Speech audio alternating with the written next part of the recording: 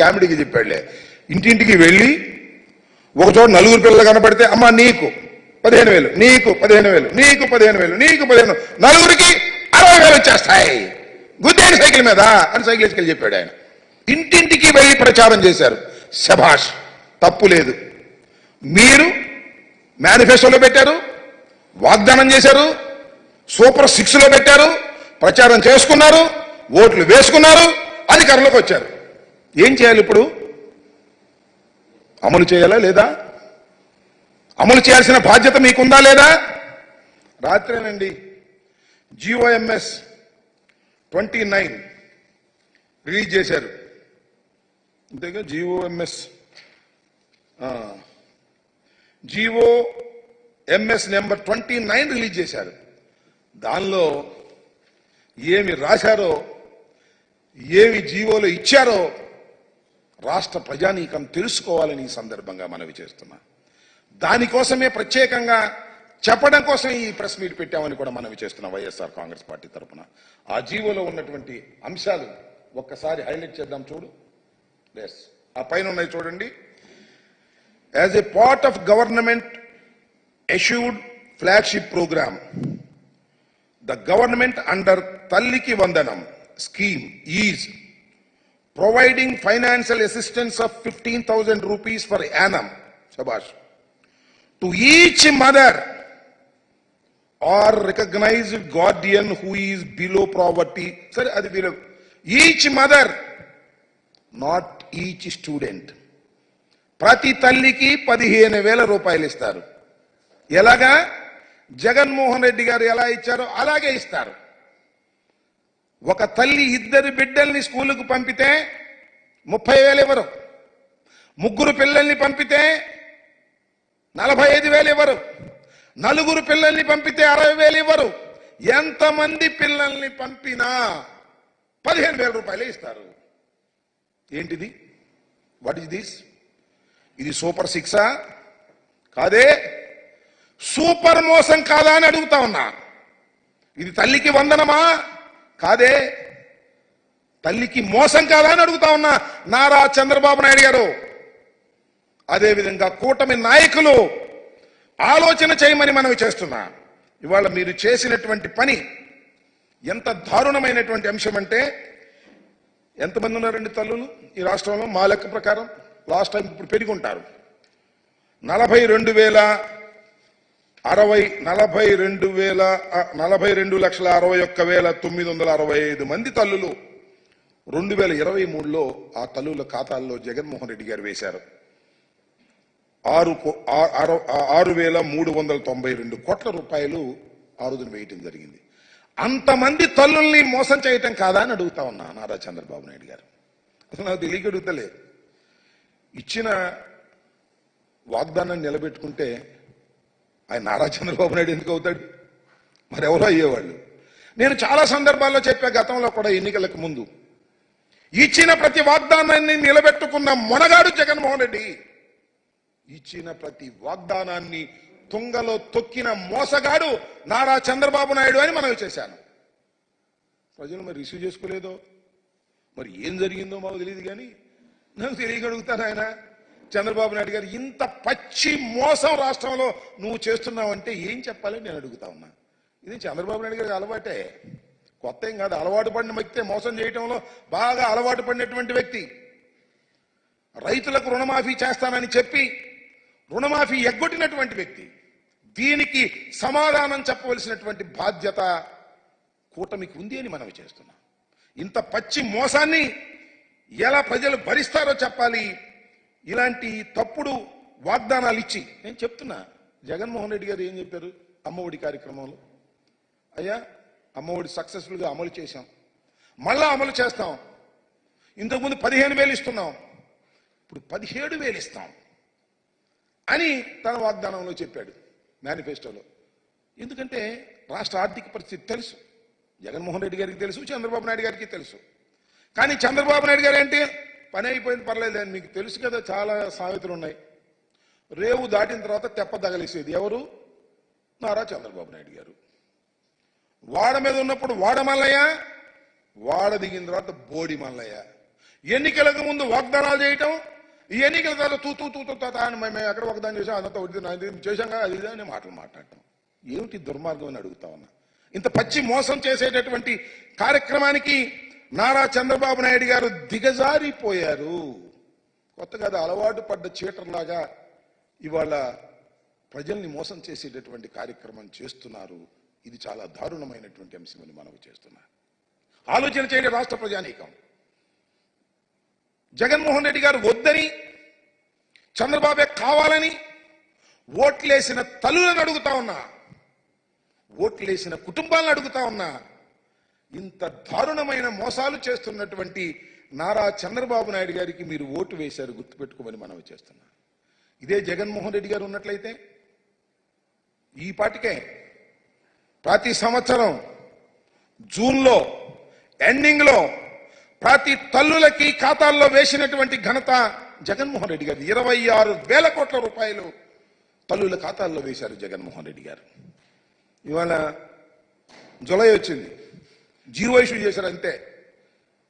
పాత జీవోలాగానే మేము ఇచ్చేదానికన్నా 2,000 తక్కువ. ఎప్పుడు అమలు చేస్తారో చెప్పరే? బళ్ళు తెరిచారే? జరుగుతున్నాయే? తల్లుల ఖాతాల్లో వేస్తున్నారా? ఎప్పుడు వేస్తారు చెప్పండి నారా చంద్రబాబు నాయుడు గారని అడుగుతా ఉన్నాం. ఈ సందర్భంగా వైఎస్ఆర్ కాంగ్రెస్ పార్టీ తరపున మేము అడిగితే శ్రీనివాస్ అనేది రేపేదో ఆవేశపడిపోతాడు. మన ఉచిత ఇసుక దగ్గర ఏదేదో ఆవేశపడిపోతున్నాడు. చేయలేని వ్యక్తి ఏం చేస్తాడు? ఆవేశపడటం, జగన్మోహన్ రెడ్డి గారిని తిట్టడం, జగన్మోహన్ రెడ్డి గారిని దూషించటం, జగన్మోహన్ రెడ్డి గారిని అనరాని మాటలు అనడం, దెయ్యం అంటాం, భూతం అంటాం, ఇలాంటి పిచ్చి పిచ్చి మాటలు మాట్లాడి కాలం గడుపుకోవాలని ప్రయత్నం చేస్తున్నారు. ఇచ్చిన వాగ్దానాలు నిలబెట్టుకోలేనటువంటి చరిత్రహీనుడిగా మరొకసారి నారా చంద్రబాబు నాయుడు గారు మిగిలిపోవడానికే ప్రయత్నం చేస్తున్నారు తప్ప దీనికి తక్షణమే సమాధానం చెప్పాలని మనవి చేస్తున్నా. కూటమిలో ఉన్న ప్రతి నాయకులు సమాధానం చెప్పాలని మనవి చేస్తున్నా. ఉప ముఖ్యమంత్రిగా ఉన్నటువంటి జనసేన అధిపతి పవన్ కళ్యాణ్ గారు దీని గురించి ఆలోచన చేసి సమాధానం చెప్పాల్సిన అవసరం ఉంది. చంద్రబాబు నాయుడు గారు సమాధానం చెప్పాల్సిన అవసరం ఉంది.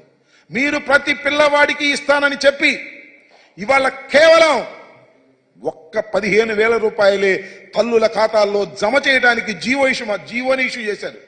ఇంకా డబ్బులు వేయలే. ఇప్పుడు వేస్తారో తెలియదు. నేను అడుగుతా ఉన్నా, ఎప్పుడు డబ్బులు వేస్తారో కూడా చెప్పాలి. ఎంతమంది పిల్లలుంటే అంతమందికి కూడా గణన చేసి వాళ్లకు డబ్బులు ఇవ్వాలి. ఇది మేము ఫ్రెష్ గా డిమాండ్ చేస్తున్న అంశం కాదు.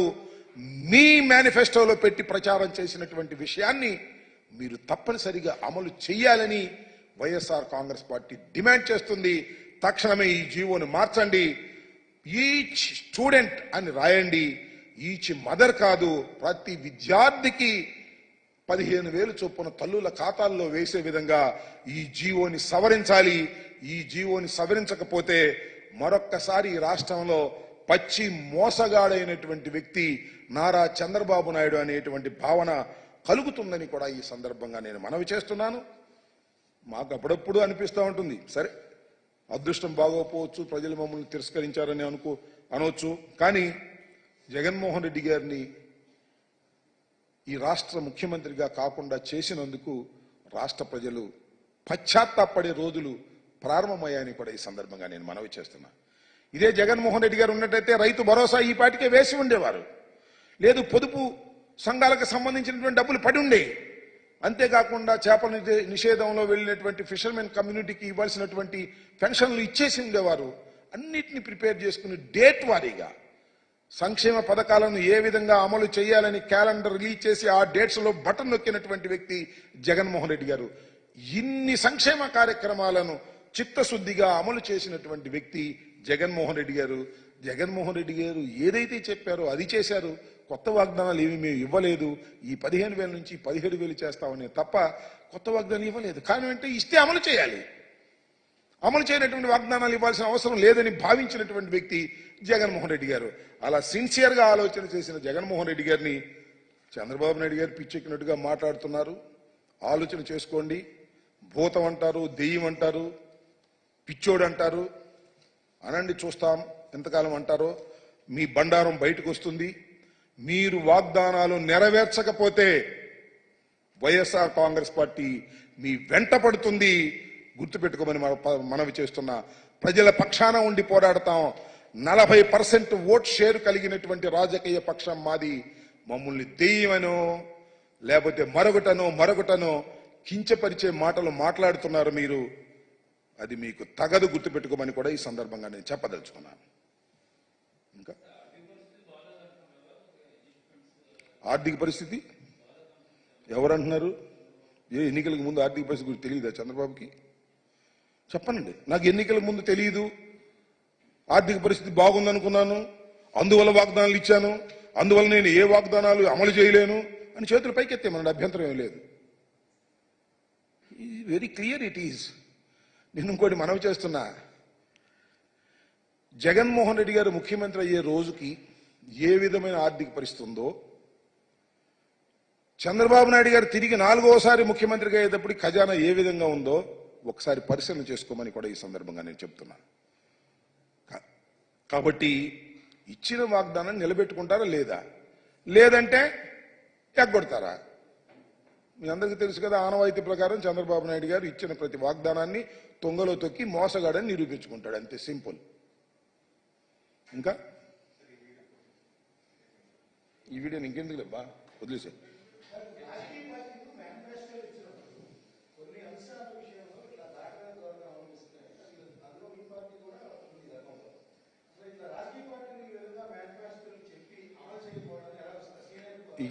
ఇక అదొక పెద్ద చర్చ. మేనిఫెస్టోలో ఉన్న విషయాలను అమలు చేయకపోతే ఏం చేయాలి ఏంటి అనేది అదొక పెద్ద నేషనల్ డిబేట్. నేను ఒక మాట చెప్తున్నా, నేను 89 నుంచి రాజకీయాల్లో నేను ప్రత్యక్ష ఎన్నికల్లో చూస్తున్నా, పరోక్ష ఎన్నికల్లో చూస్తున్నా. మేనిఫెస్టోని 98% అమలు చేసిన తొలి ముఖ్యమంత్రి జగన్మోహన్ రెడ్డి గారు. ఎవరు చేయలేంతవరకు ఇచ్చిన ప్రతి వాగ్దానాన్ని టిక్కు పెట్టుకుని అమలు చేసినటువంటి వ్యక్తి జగన్మోహన్ రెడ్డి గారు. ఇచ్చిన ప్రతి వాగ్దానాన్ని అమలు చెయ్యని వ్యక్తి చంద్రబాబు నాయుడు గారు. ప్రారంభమైంది సూపర్ 6లో రెండో ఐటమ్గా చూపించినటువంటి తల్లికి వందనం ఫెయిల్ అయిపోయింది. ఎప్పుడు ఇస్తారో తెలియదు. జీవో అయితే ఇష్యూ చేశారు. జీవో ఏముంది, మామూలుగా ఇష్యూ చేయటమే కదా. జీఏడీలో డబ్బులు ఎప్పుడు వేస్తారు తెలియదు. ఎంత వేస్తారు? 15,000. 15,000 వేయడానికి వీల్లేదు. ఎంతమంది తల్లులుంటే, ఎంతమంది తల్లులకి పిల్లలు ఎంతమంది ఉంటే దాన్ని ఎన్యూమరేట్ చేసి వాళ్ళకి ఇవ్వవలసినటువంటి బాధ్యత నారా చంద్రబాబు నాయుడు గారికి ప్రభుత్వం మీద ఉంది. అలా వెయ్యకపోతే ఖచ్చితంగా తల్లులు ఆలోచించుకోవాల్సిన పరిస్థితి ఏర్పడుతుంది. ఓకే.